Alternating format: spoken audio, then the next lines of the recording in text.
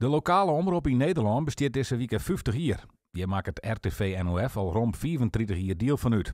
Sven Keizer, directeur-bestuurder, is jettiets als 16-jarig jonkje begonnen als technicus bij Roenwij Sport. Hij is grutsk op de stappen die de omroep in de jaren maken had. Ja, er zijn een heel soort leuke voorbeelden te nemen. Maar ik denk toch wel de fusie met RTV Kanaal 30, dat we streekomroepen worden binnen voor het hele gebied van Noord-Friesland. Dat vind ik echt heel bijzonder.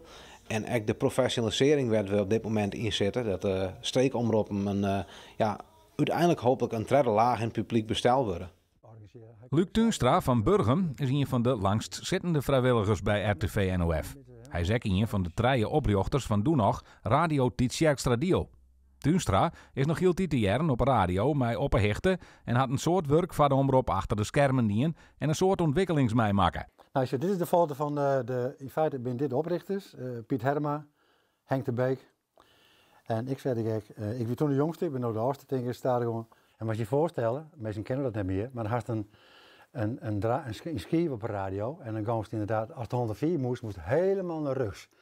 Dus een paar moment horen dat bij 90 op en die werd dan heel tijd niks. En dan kwam 104. Toen zijn wij van nou, dat vinden de meesten nooit. Nou, als het nooit zo is, nou is dat er net meer. Zo'n schijf om uit te stemmen is er net meer. En dat tilt op van de zenders. En dat is één ding.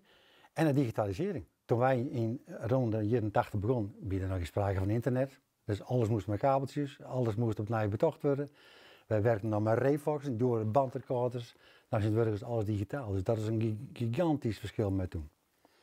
Ja, welkom bij Opperhichten, het tweewekelijks actualiteitenprogramma van RTV NOF. We zitten weer klaar voor 2 uur. En we gaan een soort gasten. En ik zal je even vertellen waar je al hier langskomen joert.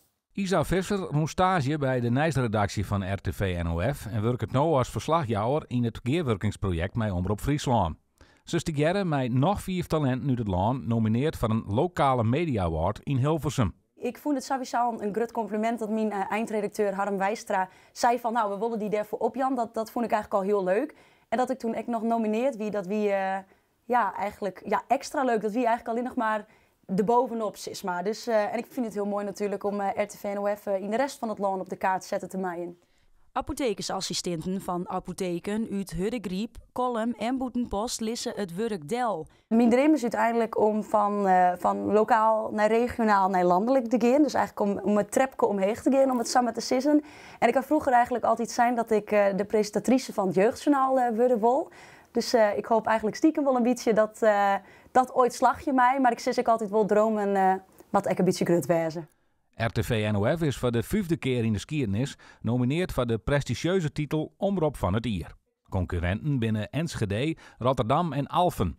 Een jury bepaalt uiteindelijk de winnaar. Ondanks er heel veel goede omroepen geselecteerd binnen, schat onze kansen heel goed in. Wij hadden echt een soort verhoring en tappast aan de hier. En wij hadden het NLPO keurmerk 3.0 ontvangen. We hadden de streekvorming samen met de fusie van RTV Kanaal 30 hebben wij de fusie al rond. Daarnaast zenden we uit op DHB+.